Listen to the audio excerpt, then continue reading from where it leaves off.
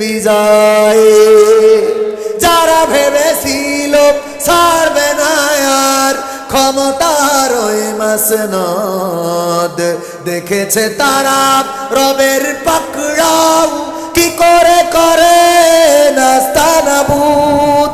যারা ভেবেছিল ছাড়বে না আর ক্ষমতার ওই মাসনদ, দেখেছে তারা রবের পাকড়াও কি করে করে নাস্তানাবুদ।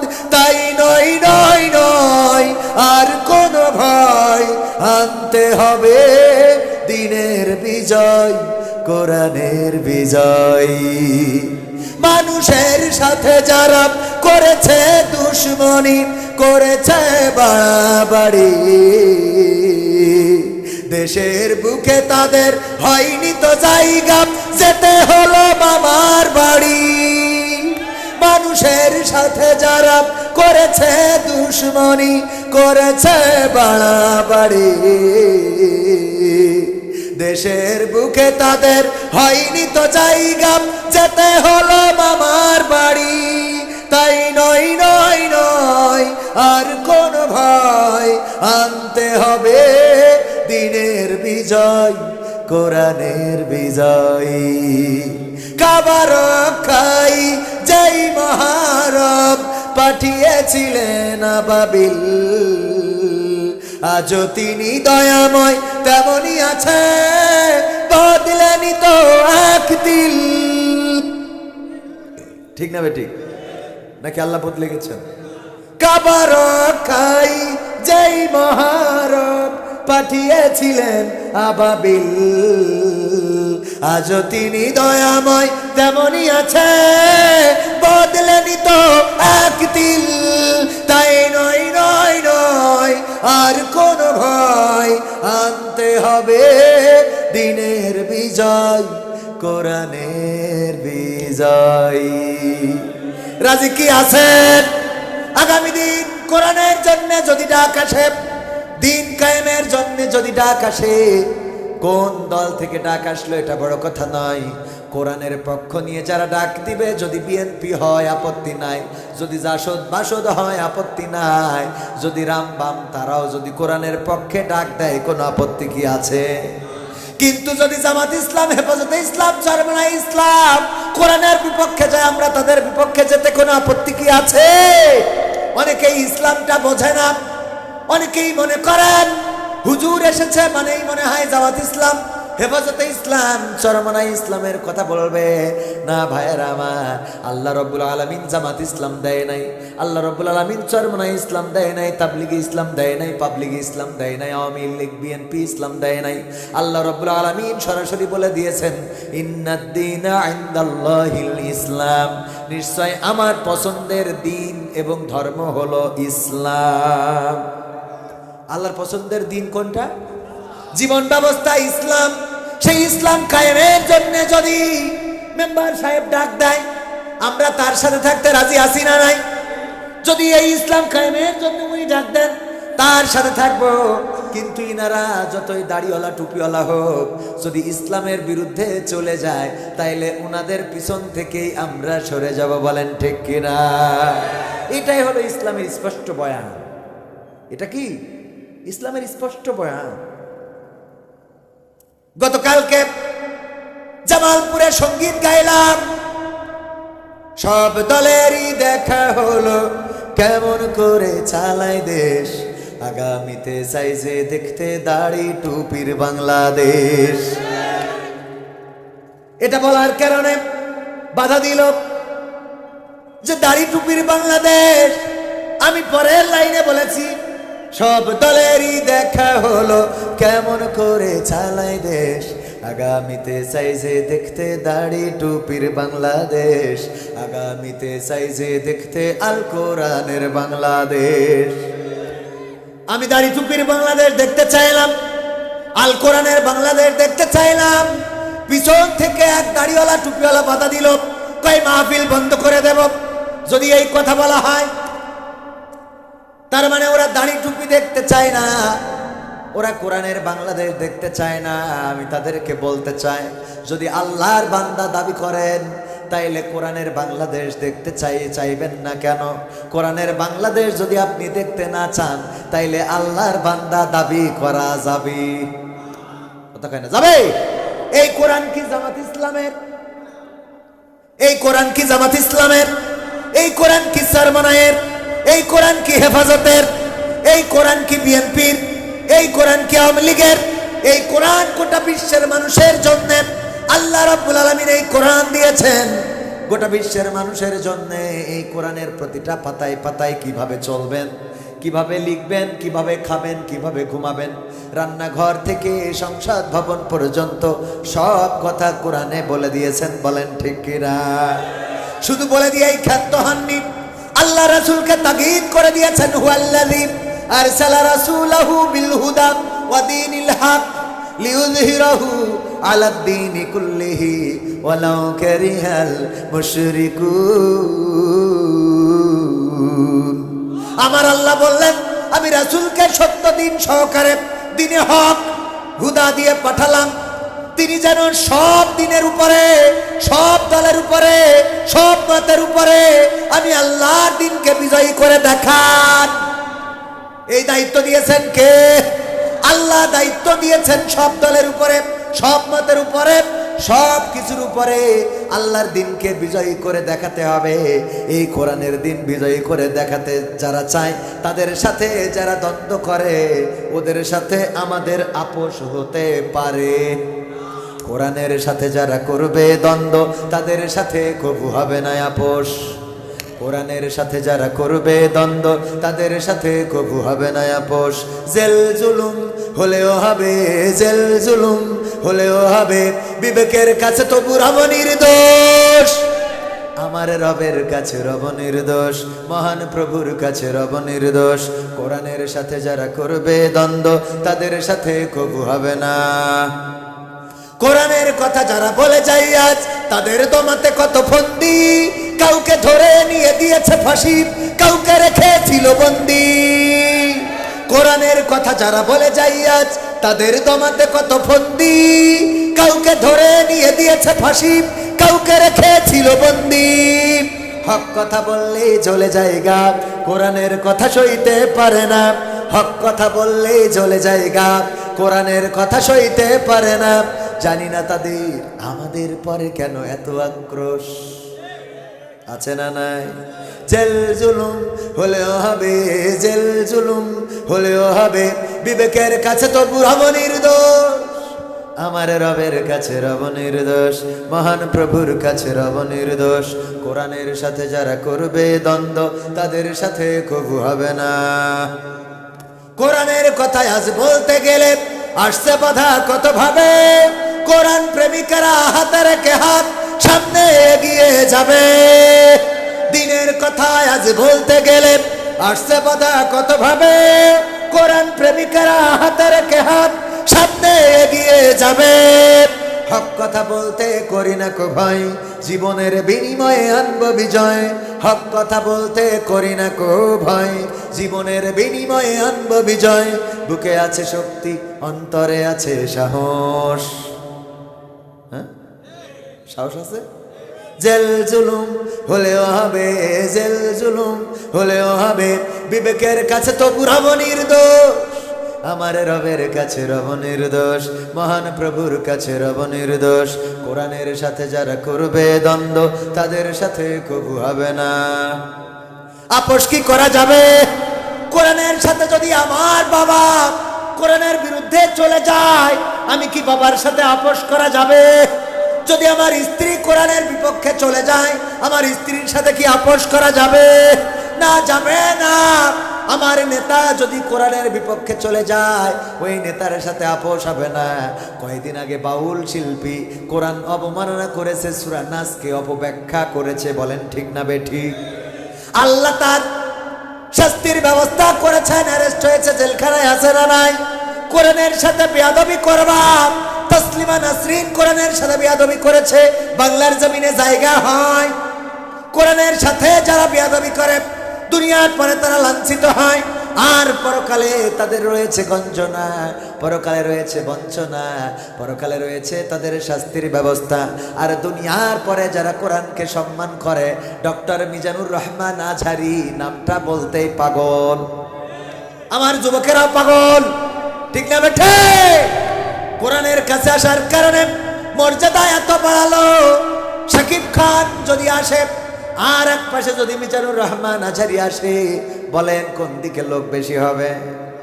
কোরআনের মর্যাদা আল্লাহ এত বাড়িয়েছেন, কোরআনের পাখি আল্লামা দিলওয়ার হোসাইন সাইদিকে যদি একটা বার কারাগার থেকে বের করে দেওয়া হতো, আর আজকে যদি কোরআনের মাহফিলের আয়োজন করা হতো, এই বাংলার জমিনে এমন কোনো মাঠ নাই যেই মাঠে আল্লামা সাইদির শ্রোতা জায়গা দেওয়ার মতো মাঠ আছে। এমসি কলেজে কোরআনের তাফসির হতো, তাই তো? এমসি কলেজের ময়দানে কোরআনের তাফসির হতো। ভাইরা আমার, সেই কোরআনের তাফসির, সেই কোরআনের তাফসিরে হাজার হাজার মানুষ হতো। ওগো আমার ভাইরা, সেই কোরআনের পাখি আজকে যদি মুক্তি পাইতেন, আর সিলেটে যদি আসতেন, এমন কোনো মাঠ নাই, এমন কোনো কলেজ ভার্সিটির মাঠ নাই যেই মাঠে মানুষের জায়গা ধরতো। বলেন ঠিক কিনা? এটাই কোরআনের মুআজিজা। কারি আব্দুল বাসিত, মিশরে বাড়ি। আমরা চিনি না, চিনি না, আমরা চিনি। কত সুন্দর করে কোরআন তেলাওয়াত করেন। আপনাদের কি কষ্ট হচ্ছে? কষ্ট হচ্ছে? আরেকটু সময় কি সামনে যাব? আমি পবিত্র কোরআনের সূরা আল ইমরানের একটি আয়াতে কারিমা তেলাওয়াত করেছি, মনে আছে না নাই? ইয়া আইয়ুহাল্লাযীনা আমানুত্তাকুল্লাহ হাক্কা তুকাতিহি ওয়া লা তামুতুন্না ইল্লা ওয়া আনতুম মুসলিমুন। আমার আল্লাহ বলছেন ইমানদারদেরকে ডাক দিয়ে যে ওগো ইমানদারেরা, মানে আমার যুবকেরা, ওই যে দাঁড়ানো আমার যুবকেরা, ওরাও ইমানদার, আপনারাও ইমানদার। যারা আছেন ডানে বামে পর্দার অন্তরালে মা বোনেরাও আছে না নাই? মা বোনেরা মাহফিল শুনছেন না? মা বোনেরাও আছেন। আমার মা বোনেরা এখন মাহফিলও শোনে, সিরিয়ালও দেখে, ঠিক না বেঠি? ওয়াজও শোনে, আবার টিকটকও করে, বুরখাও পরে, আবার টিকটকও করে। আমার আল্লাহ বললেন ওয়াকরনা ফি বুয়ুতিকুন্না ওয়ালা তাবাররাজনা তাবাররুজাল জাহিলিয়াতিল উলা। ওগো নারীরা, তোমরা পর্দার মধ্যে থাকো, জাহিলি যুগের মেয়েদের মতো সাজুগুজু করে নিজেদেরকে প্রদর্শন করে বেড়ায়ও না। আর আমার মা বোনেরা বলল আল্লাহ তোমার কথাও থাক, শয়তানের কথাও থাক, ঠিক না বেঠিক? ব্যালেন্স করতেছে। কি করতেছে? ব্যালেন্স। কিভাবে? একবার এক মুসলমান আর এক হিন্দু, দুইজনে তর্ক বিতর্ক শুরু করেছে। মুসলমান বলছে আল্লাহ বড়, হিন্দু বলছে ভগবান বড়। মুসলমান কয় আল্লাহ বড়, হিন্দু কয় ভগবান বড়। মুসলমান কয় আল্লাহ বড়, হিন্দু কয় ভগবান বড়। দুইজনে কেউ না হারতে নারাজ। এবার মুসলমান বুদ্ধি করলো যে হিন্দুর একটা শিক্ষা দিতে হবে। আপনাদের এখানে পাহাড় আছে, ছোট ছোট আছে না নাই? এই পাহাড় কাটার পরে মনে করেন অনেক খাদ হয়ে গেছে, উপর থেকে নিচে যদি কেউ লাভ দেয় মরে যাবে, এমন পাহাড়ও আছে না নাই? মুসলমান বলছে তোর ভগবান যদি এত বড় হয় তাইলে চল ওই পাহাড়টার উপরে উঠবো, তুই ভগবানের নামে ঝাঁপ দিবি আর আমি আল্লাহর নামে ঝাঁপ দেব, যার যেইটা বড় সে বেশি থাকবে। পাহাড়ে উঠাই মুসলমানের ধান্দা হলো হিন্দুরে লাফ দিয়াবে, আগে ও মরে গেলে আর লাভ দিয়া লাগবে না। বুদ্ধি আছে না? বলতেছে না লাভ দাও, হিন্দু কয় তুমি আগে দাও, কয় না তুমি আগে দাও, তুমি আগে দাও, তুমি আগে। তর্ক বিতর্ক। এক পর্যায়ে মুসলমান বলল রে হিন্দু, যদি তোর ভগবান এত বড় হয় তাইলে তোর লাভ দিতে এত ভয় কিসির? তো হিন্দুর ইমানের মধ্যে একটা জজবা বেড়ে গেছে। ঠিক আছে দেবো লাভ, ভগবানের নাম। লাভ দিয়া বোঝেন তো আপনারা? কি বলেন? ফাল দিয়া। ফাল দিয়া, হ্যাঁ তো ফাল দাও। ভগবান, তোর ভগবান বড় হইলে ভগবানের নামে ফাল দেয় না? বলতেছে ঠিক আছে আমি আমার ভগবানের নামেই ফাল দিচ্ছি। লাভ বা ফাল দেওয়ার আগে বলল ভগবান তুমি আমার রক্ষা করো বলে ফাল দিয়েছে। নিচেই পড়ে কিছুই হয় নাই, সুস্থ মানুষ। উপরে থাকা মুসলমান চিন্তা করছে তাহলে কি আসলেই ভগবান বড়? কনফিউশন তৈরি হয়ে গেছে, অনিশ্চয়তা তৈরি হয়ে গেছে। আরে এখন আমি আল্লাহর নামে ঝাঁপ দেব নাকি ভগবানের নামে ঝাঁপ দেব? মুসলমান একটু বুদ্ধি করলো, ও আল্লাহ তুমি যদি না পারো তাইলে ভগবান রক্ষা করো। আমার মা বোনেরাও তেমন। আল্লাহ বললেন তোমরা পর্দার মধ্যে থাকো, জাহেলি যুগের মেয়েদের মতো সাজু গুজু করে নিজেদেরকে প্রদর্শন করে বেড়াবা না। আর আমার মা বোনেরা বললো আল্লাহ তোমার কথাও থাক, শয়তানের কথাও থাক, আগে সাজবো, তারপরে বোরকা পরবো, তারপর শ্রীমঙ্গলে যাব, খুলবো, চা বাগানে ঘুরবো, আবার বোরকা পরে বাড়ি আসবো। ঠিক বলছি না বেটে? বোরকা পরে আসে আমার যশোর থেকে, খুলনা থেকে, চট্টগ্রাম থেকে বোরকা পরে শ্রীমঙ্গলে আসে বেড়ানোর জন্যে, চায়ের বাগানে ঘোরার জন্যে। বোরকা পরে যখন আসে মনে হয় তাপসী রাবিয়া বেরিয়ে আসলো। আর আপনারা তো দেখেন শ্রীমঙ্গলে এক একটা আস্ত পরিমণি ঘুরে বেড়ায়। ঠিক না বেটে? তুমি যার লাগে এমবি ভরো, তার তো বাটন ফোন। শোনাবো কত কথা তো মনে জাগে রে, শুনাইতে মন চায়। আমার মা বোনেরা পর্দা করে চলতে হবে, পর্দার বিধান দিয়েছেন কি? চিল্লায় বলেন কে? আল্লাহর নবীর কন্যা ফাতেমা রাদিয়াল্লাহু তাআলা আনহা। উহুদের ময়দান, যুদ্ধ চলছে, চারিদিকে খবর ছড়িয়ে গিয়েছে আল্লাহর নবী শহীদ হয়েছেন। এই খবর মসজিদে নববীতেও চলে আসলো। মসজিদ নববীর কাছে ফাতেমা রাদিয়াল্লাহু তাআলা আনহার বাড়ি, সেখানে এখন মসজিদ নির্মাণ করা আছে। যারা হজে যান তারা দেখেছেন, শুনলেন আল্লাহর নবী শহীদ হয়েছেন। উহুদের ময়দানটা মসজিদে নববী থেকে বেশি দূরে নয়। দৌড় দিলেন, তাড়াতাড়ি করে চলে গেলেন উহুদের ময়দানে। যাওয়ার পরে আল্লাহর নবীর কাছে যখন পৌঁছালেন, বিশ্বনবী সাল্লাল্লাহু আলাইহি সাল্লামের হুঁশ ফিরে এসেছে। বিশ্বনবী বললেন ওগো ফাতেমা, এই যুদ্ধের ময়দানে তুমি কেন এসেছো গো মা? ফাতেমা রাদিয়াল্লাহু তাআলা আনহা বললেন ওগো আমার পিতা, চারিদিকে খবর ছড়িয়ে গিয়েছে যে আপনি শহীদ হয়েছেন।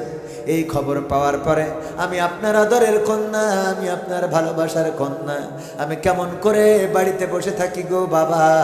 এই জন্য আমি দৌড়ে চলে এসেছি এই উহুদের ময়দানে আপনার অবস্থা জানার জন্য। আল্লাহর নবী বললেন ওগো ফাতেমা, তোমার গায়ের যে জামা, এই জামায় যে ছিঁড়া আছে সেটা তুমি জানো নাকি? যেই ছেঁড়া দিয়ে তোমার গায়ের রং দেখা যায়, ওগো ফাতেমা এটা তুমি জানো নাকি? ফাতেমা রাদিয়াল্লাহু তাআলা আনহা বললেন ওগো নবী আমি জানি। আমি জানি বলেই যখন আমি মসজিদে নববী থেকে এসেছি, তখন আমি আমার ওই জামা ছেঁড়া জায়গাটা মুট করে ধরে নিয়ে এসেছি। ওগো নবী, পৃথিবীর কোনো মানুষ আমার ওই ছেঁড়া জামার জায়গা দিয়ে, আমার ওই ছেঁড়া জায়গাটা দিয়ে আমার গায়ের রংটা দেখে ফেলতে পারে? দেখে ফেলতে পারে নাই। পৃথিবীর কোনো মানুষ আমার গায়ের রং দেখে নাই। আল্লাহর নবী বললেন ওগো ফাতেমা শুনে নাও, যদি তুমি মসজিদে নববী থেকে উহুদের ময়দান আসার পথে তোমার ওই গায়ের ছেঁড়া জামা দিয়ে পৃথিবীর কোনো মানুষ গায়ের রং দেখে ফেলতো, বেগানা পুরুষেরা যদি তোমার গায়ের রং দেখে ফেলতো, আমি নবী পরকালের ময়দানে তুমি আমার কন্যা, এই পরিচয়টা হাসরের ময়দানে দিতাম না। অথচ নবীর কন্যা এত আদরের ছিলেন। আল্লাহর নবী বলতেন যে আমার ফাতেমাকে খুশি করে সে যেন আমি নবীকে খুশি করে, আর যে আমার ফাতেমাকে কষ্ট দেয় সে যেন আমি নবীকে কষ্ট দেয়। আল্লাহর নবী ফাতেমা রাদিয়াল্লাহু তাআলা আনহাকে এতটাই ভালোবাসতেন, যখন বাড়ি থেকে সফরের জন্য বের হতেন সবার শেষে দেখা করতেন ফাতেমা রাদিয়াল্লাহু তাআলা আনহার সাথে, আর ফিরে এসে সবার আগে খুঁজে নিতেন ফাতেমা রাদিয়াল্লাহু তাআলা আনহাকে, সবার আগে ডেকে নিয়ে আদর করে দিতেন ফাতেমা রাদিয়াল্লাহু তাআলা আনহাকে।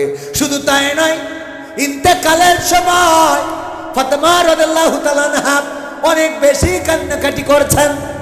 বাবা ইন্তেকাল করবেন, এত বেশি কান্না করছেন, সবার থেকে ফাতেমার কষ্টটা আল্লাহর নবী অনুভব করলেন।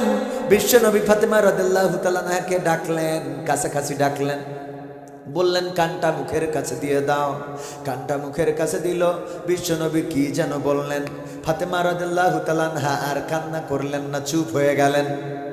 আম্মা আয়েশা রাদিয়াল্লাহু তাআলা আনহা জিজ্ঞাসা করলেন, ওগো ফাতেমা, তোমার বাবা আমাদের নবী তোমার কানে কি এমন কথা বলল যেই কথার কারণে তোমার কান্নাটা বন্ধ হয়ে গেল?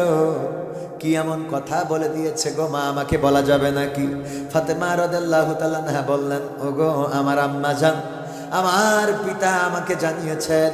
ওগো ফাতেমা, তুমি এত কান্নাকাটি করো না। তোমার চোখের পানি আমার কলিজায় যে লাগে, তোমার চোখের পানি আমার কলিজায় লাগে। ওগো আমার কলিজার টুকরা নয়নের মণি ফাতেমা, তুমি কান্নাকাটি করো না। আমি মৃত্যুর পরে তোমার সাথে আমার প্রথমেই দেখা হবে। সুবহানাল্লাহ। এই জন্য আমি কান্না থামিয়ে দিয়েছি গো মা। ওগো আমার ভাইয়েরা, সেই ফাতেমা রাদিয়াল্লাহু তাআলা আনহা এত ভালোবাসার থাকার পরেও গায়ের রং দেখে ফেললে নবী বলেছেন, আমি পরকালের ময়দানে পরিচয় দেব না। ভাইয়েরা আমার, আর এই আমরা যারা নবীর উম্মত, আমরা যারা বাংলাদেশী, আমরা যেভাবে সেজে গুজে বেড়াই, বলেন দেখি রাসূলের সুপারিশ কি পাওয়া যাবে? পাওয়া যাবে? যেভাবে মা বোনেরা দায়ুস হয়ে চলে রে, আমার নবীর আদর্শ মানে না। সিরিয়ালের রিমোটটা নেওয়া যায় না, টিকটকের ভিডিও রিলস মোবাইল এগুলো আছে না নাই? আবার নতুন এখন যুবকেরা, ও বাবা কি বলবো, তুমি যার লাগিয়া এমবি ভরো তার তো বাটন ফোন। মসজিদের বাউন্ডারি করে দিবেন। নন্দীউড়া গ্রাম নিবাসী লন্ডন প্রবাসী জনাব আখলেস মিয়া, উনার জন্য দোয়া চেয়েছেন, আমিও দোয়া করব। এবং প্রধান বক্তা হযরত মাওলানা হেফজুর রহমান নাইম কুমিল্লা থেকে এসেছেন, তিনিও দোয়া করবেন। আল্লাহ রাব্বুল আলামিন আমাদের ভাই মসজিদের বাউন্ডারি করে দেবেন। আল্লাহ ভাইয়ের আপনজনদেরকে কবুল করে নিন, বলেন আমিন। আল্লাহ পৃথিবীতে যারা আছে তাদের নেক হায়াত দিয়ে দিন, বলেন আমিন। আল্লাহ রাব্বুল আলামিন আমাদের ভাইয়ের মনের নেক মাকসাদ পুরা করে দিন। আল্লাহ আয় রুজিতে বরকত দান করে দিন। আল্লাহ রাব্বুল আলামিন এই মসজিদের পাঁচিল যিনি করে দিবেন, তার জন্য জান্নাতে স্পেশাল একটা ঘরের ব্যবস্থা করে দিন, বলেন আমিন। আল্লাহর কি টাকার অভাব? কথা কয় না। আল্লাহর কি টাকার অভাব? তাইলে যে আয়াত পড়েছিলাম, বাবনদের পর্দার বিষয়ে একটু বললাম, পর্দা করে চলবেন। পর্দা যদি না করেন, আবার স্বামীর কথাও শুনবেন। অনেক জায়গায় গেলে বলে হুজুর ওয়াজ করেন, স্ত্রীরা আমাদের কথা শোনে না রে রে, স্ত্রীরা আমাদের কথা মানে না রে। এরকম আছে না নাই? যে বলে তার মুখ থেকে ধূমপানের দুর্গন্ধ বেরোয়, বিড়ির গন্ধ। আমি বললাম এই গন্ধ সহ্য করি, তোর যে বউ আছে এইটাই তো বড় কথা, ঠিক না বেঠিক? ধূমপানের এত দুর্গন্ধ, আমি বললাম এই সহ্য করি যে তোর বউ আছে, এটাই তো বড় কথা, আর খেদমত লাগবে কেন? ঠিক না বেঠে? ভাইয়ার আমার, স্ত্রীর সেবা, স্ত্রীর থেকে যদি আপনি খেদমত চান, স্ত্রীকেও খেদমত করার দরকার আছে না নাই? স্ত্রী প্রতিদিন মশারি টানাই দেবে, আর আপনি অফিসার, ও বাবা তা হবে না। স্ত্রীর মশারিও একদিন আপনি টানাইয়া দেন। স্ত্রী রান্না করে খাওয়ায়, প্রতিদিন আপনারা রান্না করে খাওয়ায়, মাঝে মাঝে আপনিও একটু রান্না করেন। স্ত্রী যেটা রান্না করে প্রশংসা করার দরকার আছে না নাই? স্ত্রী রান্না করলে প্রশংসা করবেন, খিতা রান্না করিস, অনেক ভালো লাগছে। কি ভালো লাগছে? অনেক ভালো লাগছে, এত ভালো রান্না করিস। তুমি বেগুন রান্না করিস, তা মনে হচ্ছে হরিণের গোশত রান্না করেছ, বলা যাবে না? স্ত্রীকে প্রশংসা করবেন। আল্লাহর নবী বলেছেন, যে স্ত্রীকে প্রশংসা করে না সে আল্লাহর শুকরিয়া আদায় করে নারী। আল্লাহ শুকরিয়া আদায় করার জন্য স্ত্রীরও প্রশংসা করার দরকার আছে না নাই? স্ত্রী দিয়েছেন কে? কথা কয় না। স্ত্রী দিয়েছেন কে? টাকা দেওয়ার মালিক কে? সম্পদ দেওয়ার মালিক কে? সন্তান দেওয়ার মালিক কে? বউ দেওয়ার মালিক কে? এইটা বোঝানো হয় নাই বলে তো যুবকরা লাইলাতুল ফেব্রুয়ারিতে ফুল নিয়ে দৌড়দৌড়ি করে। বউ দেওয়ার মালিক কে? জোরে বলেন কে? আল্লাহ থেকে আপনার জন্য যেটা বাজেট, ওইটা যদি দাজ্জাল মার্কা হয়, তাইলে আপনার জন্য ওইটাই, যদি থাকে নসিবে আপনি আপনি আসিবে, জোর করে মন হরণ করো না, করে ছলনা এ কি ভীষণ যন্ত্রণা। নসিবে আল্লাহ যেটা আপনার জন্য লিখেছেন সেইটা আপনার ঘরে আপনি আপনি চলে আসবেন। আর যদি ভালো পেতে চান তাইলে পণ্ডিতি করলে হবে না, দোয়া করতে হবে। কারণ বিশ্বনবী বলেছেন দোয়া ভাগ্যকে বদলিয়ে দেয়। আল্লাহু আকবার। দোয়া ভাগ্যকে বদলিয়ে দেয়, ভাগ্য পরিবর্তন করে দেয়। এই জন্য দোয়া করতে হবে। ওগো আমার ভাইরা, দোয়া করবেন বেশি বেশি, আল্লাহ নেককার স্ত্রী দান করো। আল্লাহ এমন স্ত্রী দাও যে স্ত্রী আসিয়া আলাইহিস সালামের মতো, স্বামী যদি ফেরাউন মার্কা হয় তাও স্বামীরে কোনোদিন ছেড়ে যাবে, স্বামীরে কোনোদিন ছেড়ে যাবে এমন স্ত্রীর দরকার আছে না নাই? তার মানে আমাদের দোয়া করতে হবে আল্লাহ ফেরাউনের বর মতো বউ দাও। এই দোয়া করবেন তো রমজান ভাই? এই দোয়া করবেন তো? ভয় পাচ্ছে, যদি বলে যে করবো তাইলে তো আজকে বাড়ি ঘরে দরজা খুলবে না। এই জন্যই বলছে হে হে হে। আমি বললাম করবেন তো? কয় হে হে হে। তার মানে হইলো করা যাবে না, ও বাড়িতে শুনলি বাড়ি উঠতে দেবে না। ঠিক না বেঠে? মা বোনেরা আমার, স্বামীদের খেদমত করবেন। কেন খেদমত করবেন না? আসিয়া ফেরাউনের মতো দাজ্জাল স্ত্রী, ফেরাউনের মতো দাজ্জাল স্বামী। এই দাজ্জাল স্বামী পাওয়ার পরেও কোনোদিন খেদমত ছেড়ে দেয় নাই, কোনোদিন তার খেদমত করা বন্ধ করে নাই, তার নাশুকুরি করে নাই। আপনার স্বামী কি ফেরাউনের থেকে খারাপ? কথা কয় না? আমি আপনি কি ফেরাউনের থেকে খারাপ? যেহেতু ফেরাউনের থেকে খারাপ না, ফেরাউনের বউ যদি ফেরাউনের মতো এমন দাজ্জাল স্বামীরে কোনোদিন ছেড়ে না যায়, তাহলে আপনি কোন দুঃখে ছেড়ে যান? ঠিক না বে ঠিক? কোন অপরাধ যা আপনি আমাদের ছেড়ে চলে যান? আমরা তো ফেরাউনের থেকে ভালো, ঠিক কিনা? ফেরাউনকে ছেড়ে গেছে আসিয়া? কথা কয় না? ছেড়ে গেছে? ছেড়ে যায় না, বরং মৃত্যুর দিন পর্যন্ত ফেরাউনের স্ত্রী হয়েছে। তক্তার মধ্যে পেরেক পুঁতেছেন, পেরেক ঢুকিয়েছেন। আপনারা এটারে কি বলেন? লোহা। লোহা তক্তার মধ্যে, কাঠের মধ্যে লোহা ঢুকিয়ে তার উপরে শুইয়ে দিয়ে রক্তক্ষরণ করায় শহীদ করেছেন। তারপরেও স্বামীকে ছেড়ে যান নাই, স্বামীর আন্ডারেই ছিলেন। সুতরাং মা বোনেরা, আপনার স্বামী যদি ফেরাউনের থেকে ভালো হয় তাইলে খেদমত করা ছাড়া যাবে। তাহলে পুরুষদের ওয়াজ হয়েছে তো। আবার পুরুষরাও একটু ভালো হওয়ার দরকার আছে। ও বাবা, পুরুষরা তো আল্লাহর ওলি। সারাদিন চার দোকানে বসে পরিমণি, ময়ূরী, পূর্ণিমা, রশ্মিকা, মন্দানা এইগুলো দেখি বেড়াবে আর মনে করবে যে বাড়ি বউ বসে বসে তাসবিহ টানতেছে। হ্যাঁ ভাবে বাবা, তুমি দেখি বেড়াও পরিমণি, তুমি দেখি বেড়াও শাবনূর, জাগের জামা কাপড় বড় বড় জামা কাপড় লাগে, ওইগুলো তুমি দেখি বেড়াবা। আর তোমার বউ তাসবিহ টানবে, তা হবে না। ও দেখো, ওই শাহরুখ খানের কাছে ফোন ধরাইছে। ঠিক না বেটে? কতদিন হলো তুমি আসো না, তোমার চুলের কুত্তা কাটিং আমার খুব ভাল লাগে। আমাদের ছেলেরা যদি ভাবিকে বলে, ভাবি কত সুন্দর তুমি, ওগো ভাবি তোমার চেহারা আল্লাহ কত সুন্দর করে বানাইছে।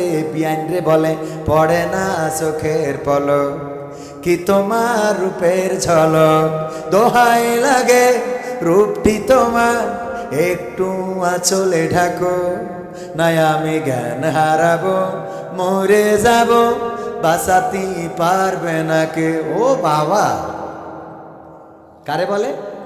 বিয়াইন রে। এই জন্য উনার স্ত্রী আবার দেওর রে বলে রে পারে না, স্বামী আমার যেমন তেমন, দেওর আমার মনের মতন। কথা কয়, কারণ তুমি বেআইন দেখি বলো যে স্বামী আমার যেমন তেমন, এই জন্য তোমার বউ দেওরের সাথে মারপিটে যায়। তুমি ভালো হবা, স্ত্রী ভালো হবে। তুমি 5 ওয়াক্ত নামাজ পড়ো, ফজর পড়ো, তাহাজ্জুদ পড়ো, বউ অটোমেটিক উঠে নামাজি হয়ে যাবে। তুমি ঘুমাই থাকবা রাত 12টা পর্যন্ত, তাস মারবা আর মোবাইলে অন্য জায়গায় লাইন মেরি বেড়াবা। তোমার বউ তাহাজ্জুদ পড়ি তোমার জন্য দোয়া করবে, পাগলই গেছে। ও তাহাজ্জুদের সময় দেখা যাবে আরেকজনের সাথে ইবাদত করতেছে। ঠিক না বেটে? এই জন্য ভালো, ঠিক না বেটে? আগে কাকে ভালো হতে হবে? নিজেকে ভালো হতে হবে। ওই যে এক স্বামী, উনি ওয়াজে শুনেছে যে স্ত্রী যদি নামাজ না পড়ে স্বামী জাহান্নামে যাবে। বাড়ি যে স্ত্রী বলছে ওঠ নামাজ পড়তে হবে, বারবার কাগজ দিয়েছেন কে জন্য? কথা বলতে দিচ্ছে না মোটে। এত দূর কষ্ট করে আসলাম, খালি শুধু কাগজ দিচ্ছেন। এই কথা চলবে না, চলবে না। হ্যাঁ, আমার তো দেরি করে দিয়েছেন। 10টায় উঠানোর কথা, আমার উঠাচ্ছিলেন 12টায়। কেন? পোস্টারে লেখা 10টায়। আমার করতে দেন না। ভাই বলিছে, রমজান ভাই বলিছে 12:30 পর্যন্ত চালাই। হ্যাঁ, এখন বলেন না, তাহলে কাগজ দিচ্ছেন কেন? কাগজ পরে, এখনো যেখানে বিরিয়ানি আছে সেখানে টেনশন কি? ঠিক না ভাই? ঠিক। পাবনায় গেলাম, যাওয়ার পরে দেখি আমার বলতেছে হুজুর আপনার, আমি বলেছি 10টার মধ্যে স্টেজ দিবেন, 12টার মধ্যে শেষ করবো। আমার 11টা বাজায় ফেলেছে। আমি বললাম 11টাতে কয়টা? কয় 1টা পর্যন্ত। আমি বললাম লোক থাকবে? কয় আপনার পরে আর একটা বক্তা আছে এখন। আমি বললাম আমার পরে বক্তা কই? কয় হজরত মাওলানা খেসড়ি রহমতুল্লাহ আলাইহি। হজরত মাওলানা তো আজকে হইলো হজরত মাওলানা বিরানি হাফিজাহুল্লাহ। আছে না নাই? আমারও 3 প্যাকেট দিয়ে ইনশাআল্লাহ 300। তো যাই হোক ভাইরা আমার, তো স্বামী কি করেছে? বাড়ি যেয়ে বলতেছে স্ত্রী ওঠো। বলছে কেন? বলছে নামাজ পড়তে হবে। কেন? তা বলছে যে হুজুর বলিছে স্ত্রী যদি নামাজ না পড়ে তার অপরাধের কারণে স্বামী জাহান্নামে যাবে। তা বলছে তা অসুবিধা কি? কই অসুবিধা কি মানে? তুই আমার বউ, তোর জন্য আমি জাহান্নামে যাবো, এটা হয়? তো বলছে দূর, এই শীতের রাতে তুমি সৌদিনই কাল খেতে। কই না, কোনো কাল খেতে, আজ খেতে। কই কোন পাগলা হুজুর শুনিস? তা বলছে যশোরের কবির বিন সামাদ আইল। এইসব বাদ দাও দিনই। কই না, তুই ওঠ, তোর উঠে উজু করে নামাজ পড়তে হবে। তা বলছে এ তো বেকায়দা। বলছি কাল খেতে পড়বা না, তুমি তো আমার নিয়ে জাহান্নাম থেকে বাঁচতে চাও, নামাজ তো তুমিও পড়ো না। তা বলছে আমি আমার জন্য জাহান্নামে যাবো। ঠিক আছে, তোর জন্য যাবো কেন? ওঠ নামাজ পড়তে। উঠাই নিয়ে উজু করাই নিয়ে আইসে কষ্ট করে। এবার উজু করে এসে স্ত্রী বলছে বলো এখন এই রাত 1টার সময় কোন ওক্তের নামাজ কয় রাকাত, কোন সূরা পড়ব? যা হয় পড়, যা হয়। বলছে এখন আসতে কষ্ট কেন? ঘুমিতে তো টেনে তুললে শীতের কাটতেছি, তুমি ওঠো। না হলে তুমি ইমামতি করো, আমি পিছনে দাঁড়ালাম একটু দেখি তুই ভেজাল ইমাম। সামনে তুমি ইমামতি করো, আমি পিছনে। কয় ও কাল খেতে পয়সা নেই, অসুবিধে নেই। তার মানে নিজের পরিবর্তন না থাকলে স্ত্রীর পরিবর্তন হবে? কথা কয় না হবে? বড় পণ্ডিত। হ্যাঁ, স্ত্রী বলছে যে মুরগি একটা রেখে দিছি, মসজিদের ইমামের দাওয়াত করে খাওয়াবো। একটু দাওয়াত করে এসে তো রমজান ভাই বলেছে। রমজান ভাই এসেছে ইমামের দাওয়াত করতে। ইমাম বলছে আপনি কি নামাজ পড়েন? তা বলছে আমি রমজানের রোজা রাখি, কিন্তু নামাজ পড়া হয় না। তা বলছে যে নামাজ না পড়লে তো আমি তার বাড়ি খাবো না। বাড়ি যে স্ত্রীর বলিছে যে নামাজ না পড়লে খাবে না। স্ত্রী কয় যে আমি তো মানত করেছি এই মোরগটা জবাই করে হুজুরে খাওয়াবো, এখন তাইলে তুমি নামাজ পড়া শুরু করো, করে হুজুরের দাওয়াত দাও। কয় আমার নামাজ পড়া হবে না, আমি দেখবানে। আমি হাদিসে আমপাড়ার মধ্যে পাইছি যে স্ত্রীর জন্য মিথ্যে বলা যাবে। কনে পেয়েছে? হাদিসে আমপাড়া। তো 5-7 দিন 10 দিন পরে হুজুরে এসে বলছে হুজুর আসেন আমার বাড়ি, দাওয়াত খাতি হবে, আমি নামাজ পড়া ধরেছি। তা বলছে সত্যি? তা বলছে সত্যি। মনে মনে রেখেছে স্ত্রীর জন্য মিথ্যে বলা যায়, কোন জায়গায় পেয়েছে। বাড়ি যাওয়ার পরে খাতি বসে হুজুর বলতেছে যে বলো ফজরের ফরজ নামাজ কয় রাকাত? তা বলছে হুজুর খাওয়ার সময় কথা কতি নেই। খাওয়ার সময় রমজান ভাই বলছে খাওয়ার সময় কথা বলতে নেই হুজুর। হুজুর বলছে সে আমি বুঝবানে, তুমি বলো ফজরের ফরজ নামাজ কয় রাকাত, এইটা ইন্টারভিউ নিয়ে তারপরে খাবো। স্ত্রী রান্না করতে দেখাচ্ছে 2 রাকাত। তাকাইয়ে বলতেছে হুজুর খেয়ে নেন, লাস্টে বলবানে শুনি বাড়ি চলে যেয়ে। হবে না, বলো ফজরের ফরজ নামাজ করে খা। তুমি কেমন নামাজ পড়ো? আমি এটা পরীক্ষা না নিয়ে তারপরে খাবো কি মনে করিস? স্ত্রী বলছে দেখাই দিচ্ছে। দেখে শুনিয়ে তারপরে বলছে হুজুর বলতেই হবে। হ্যাঁ বল। বলছে ফজরের ফরজ নামাজ হলো 4 রাকাত। কয় রাকাত? হুজুর রাগ করি ভাত রেখে দৌড় দেশে খাবো না। আপনি নামাজ পড়লে ফজর পড়ে নামাজ 4 রাকাত হয়। স্ত্রী রান্নাঘর থেকে এসে বলতেছে আমি কয়বার করি দেখালাম? 2 রাকাত। কয়বার দেখাইছি? বলছে এই জন্য তো আল্লাহ তোর বউ বানাইছে। এই যেই হুজুরির আমি 4 রাকাত বলি আটকাতে পারিনি, 2 রাকাত বললো যে মেরি বসতে হবে।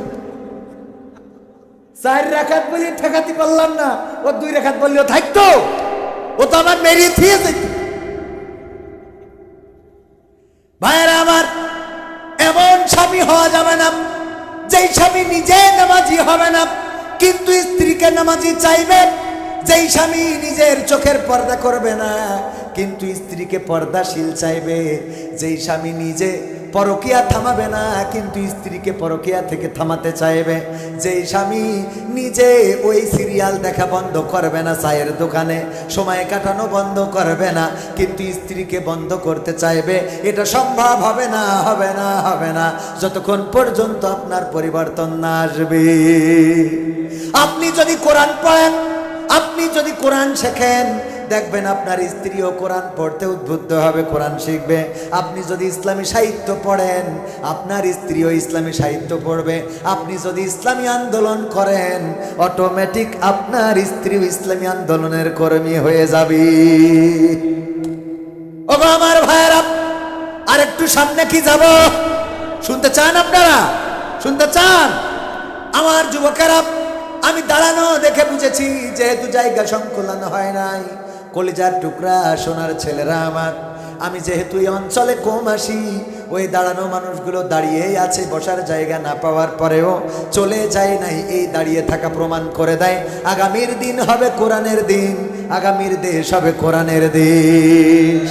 সব দলেরই দেখা হলো, সব কিছু তো দেখা হলো, কেমন করে চালায় দেশ, আগামীতে চাইছে দেখতে দাড়ি টুপির বাংলাদেশ, আগামীতে চাইছে দেখতে আল কোরআনের বাংলাদেশ। এমন নেতা চাইছে দেশে দুঃখ সবার বোঝে, গরিব দুঃখীর বাড়ি বাড়ি দুঃখ কষ্ট খোঁজে রে, দুঃখ কষ্ট খোঁজে। এমন নেতা চাইছে দেশে দুঃখ সবার বোঝে, গরিব দুঃখীর বাড়ি বাড়ি দুঃখ কষ্ট খোঁজে রে, দুঃখ কষ্ট খোঁজে।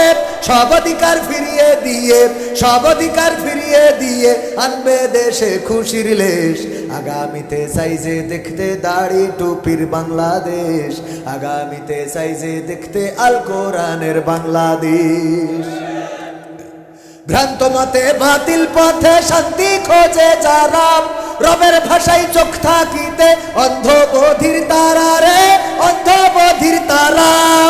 ভ্রান্ত মতে বাতিল পথে শান্তি খোঁজে যারা, রবের ভাষায় চোখ থাকিতে অন্ধ বধির তারা রে, অন্ধ বধির তারা। ভুলের পথে থাকলে অটল, ভুলের পথে থাকলে অটল, এহ পরকাল হবে শেষ, আগামীতে চাইছে দেখতে দাড়ি টুপির বাংলাদেশ, আগামীতে চাইছে দেখতে আল কোরআনের বাংলাদেশ।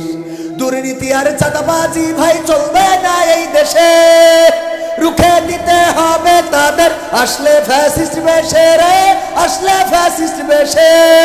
দুর্নীতি আর চাঁদাবাজি ভাই চলবে না এই দেশে, রুখে দিতে হবে তাদের আসলে ফ্যাসিস্ট বেশে রে, আসলে ফ্যাসিস্ট বেশে। চললে আইন আল কোরআনের, চললে আইন আল কোরআনের, তবে এই দেশটা চলবে বেশ। ঠিক না বেঠিক? আগামীতে চাইছে দেখতে আল কোরআনের বাংলাদেশ। চান আপনারা কোরআনের বাংলাদেশ দেখতে চান? চান?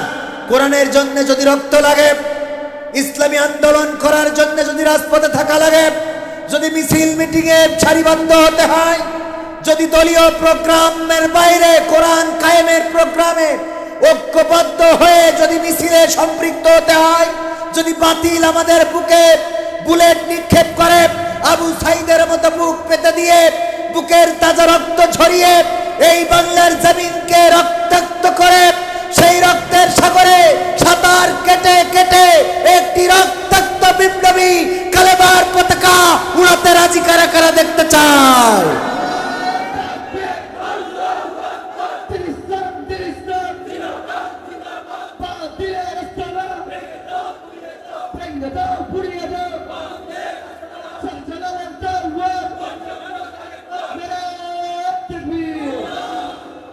ওগো আমার ভাইরা, শাহজালালের পুণ্যভূমি এই সিলেট। এই সিলেটের মানুষ ইসলামের জন্য নিবেদিত প্রাণ। আমি জানি, আমি অনেক কিছু শোনাতে চাই, অনেক কথা, অনেক গানও শোনাতে চাই। তার মধ্যে অন্তত যুবকদের জন্য নসিহামূলক গান। তুমি যার লাগিয়া এমবি ভরো, তার তো বাটন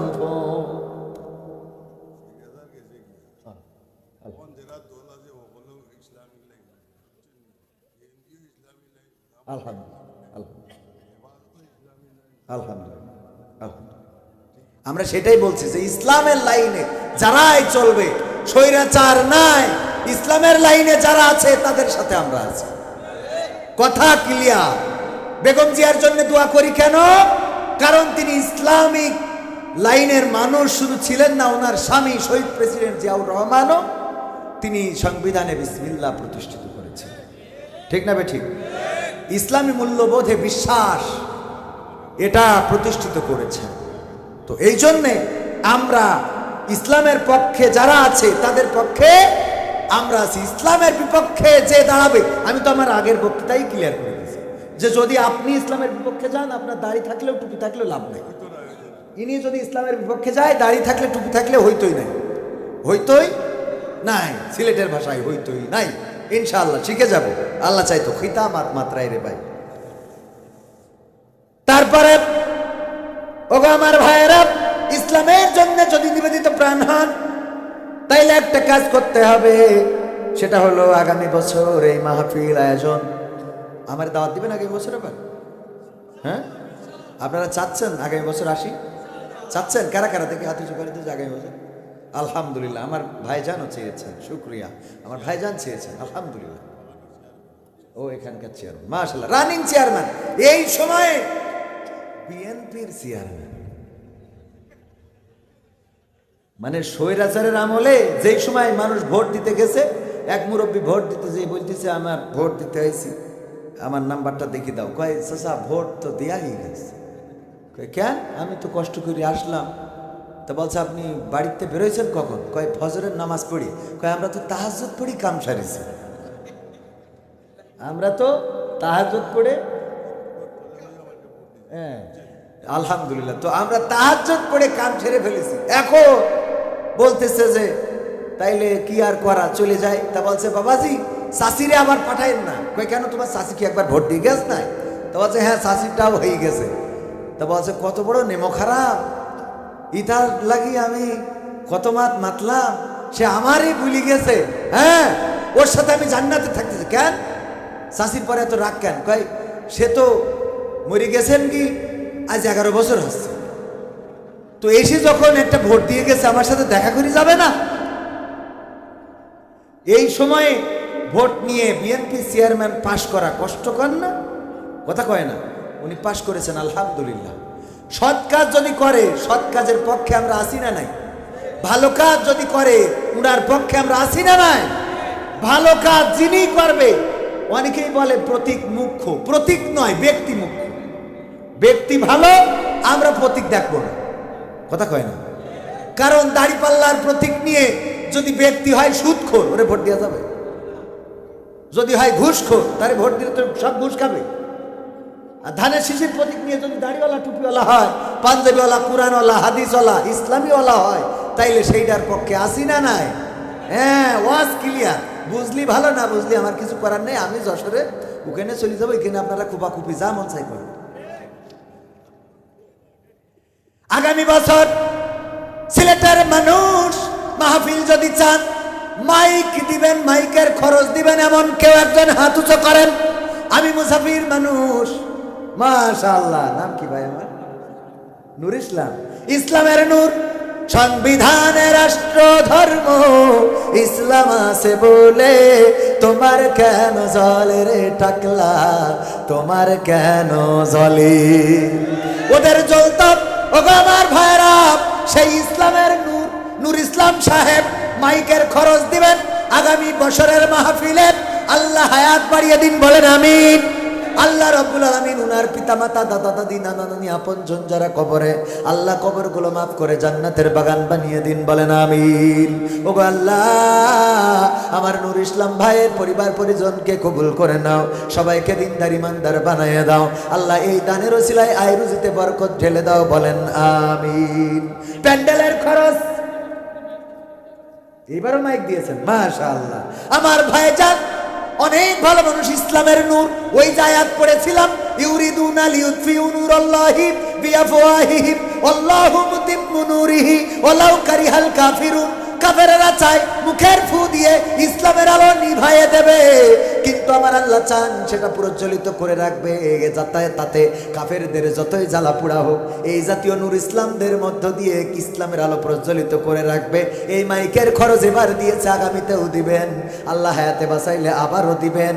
আমার নূর ইসলাম ভাই দিলেন মাইকের খরচ, এইবার প্যান্ডেলটা করে দিবেন। কে হাত উঁচু করেন? প্যান্ডেল, প্যান্ডেল কোন আল্লাহর বান্দা আছে? প্যান্ডেল দেওয়ার খরচ দরকার হলে দুইজনে দেন, একসাথে আলোচনা করুন। প্যান্ডেলের খরচ